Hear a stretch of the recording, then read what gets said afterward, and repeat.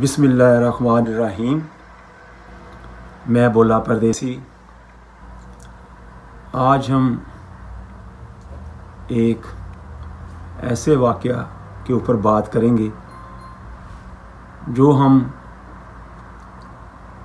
50 سال پہلے اردو کی کتاب میں پڑھا کرتے تھے، تو میں اس کا مفہوم بیان کروں گا کو جتنا میرے ذہن میں ہے، میری یادداشت میں ہے، کیونکہ میں خود ابھی 62+ جا رہا ہوں، تو کچھ باتیں اس عمر میں یاد رہ جاتی ہیں، کچھ انسان بھول جاتا ہے۔ اس وقت اردو کی کتاب کے اندر ایک بزرگ نے واقعہ لکھا تھا کہ ایک درخت کے اندر ایک کبوتر نے گھونسلہ بنایا ہوا تھا اور وہ اپنے گھونسلے میں انڈوں کے اوپر بیٹھا ہوا تھا۔ تو یہ سارا واقعہ جو ہے نا، وہ بزرگ کتاب میں لکھتے ہیں کہ میں دیکھ رہا تھا، میں دوسرے درخت کے نیچے بیٹھا ہوا ذکر کر رہا تھا، تو میں نے دیکھا کہ ایک شکاری آیا، اس نے درخت کی طرف دیکھا کہ آج تو شکار قریب ہی مل گیا۔ اس نے اپنی کمان سے تیر نکالا اور سیدھا کبوتر کی طرف نشانہ لگانے لگا، اور بزرگ یہ سارا منظر دیکھ رہا تھا۔ جب کبوتر نے شکاری کو دیکھا تو وہ ڈر کے مارے اڑ کر درخت کی آخری ٹہنی پر جا بیٹھا، اور اوپر دیکھا کہ ایک باز جو ہے وہ بھی چکر لگا رہا ہے۔ وہ درخت سے باہر نکلتا ہے تو تب بھی موت، اگر واپس اپنے گھونسلے میں آتا ہے تو تب بھی موت۔ تو اس نے اپنا منہ جو ہے آسمان کی طرف کر لیا اور اللہ کے ساتھ اپنا تعلق جوڑ لیا، اللہ پہ یقین کیا، اللہ پر بھروسہ کیا کہ زندگی موت تو اللہ کے ہاتھ میں ہے۔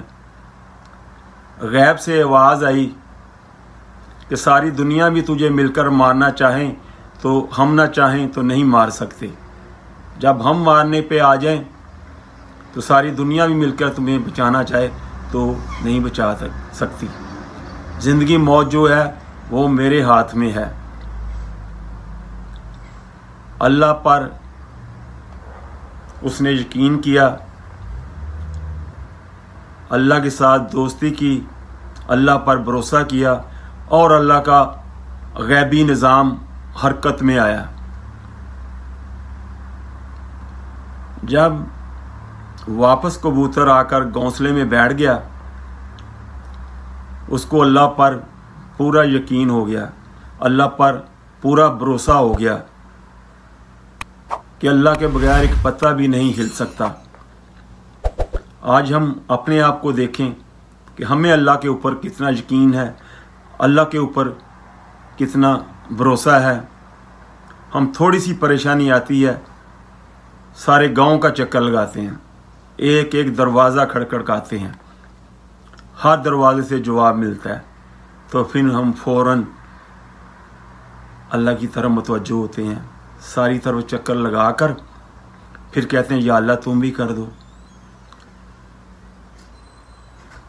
تو میرے بھائی دوستو بزرگو، اس کبوتر نے اللہ پہ یقین کیا، اللہ نے سانپ کو حکم دیا، شکاری نے تیر کمان کے اندر رکھ لیا، کبوتر کو مارنے ہی والا تھا کہ سانپ نے آ کر شکاری کے پاؤں پہ ڈس لیا، اور شکاری کے ہاتھ سے نشانہ چھوٹ گیا، اور جو باز تھا وہ اوپر چکر لگا رہا تھا، उस तीर से अल्लाह पाक ने बाज को मार दिया और सांप के डसने से शिकारी भी मर गया।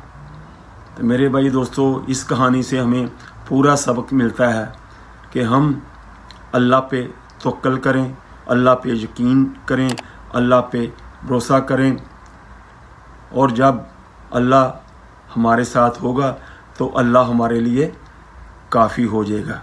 अगर आज की मेरी वीडियो आपको अच्छी लगी, पसंद आई, इसको शेयर करें, बेल के बटन को क्लिक कर लें, अगली आने वाली वीडियो जो है आपको वक्त पर मिलती रहे। इसके साथ ही मैं आपसे इजाज़त चाहूँगा। अस्सलाम वालेकुम वरहमतुल्लाहि वबरकातुहू।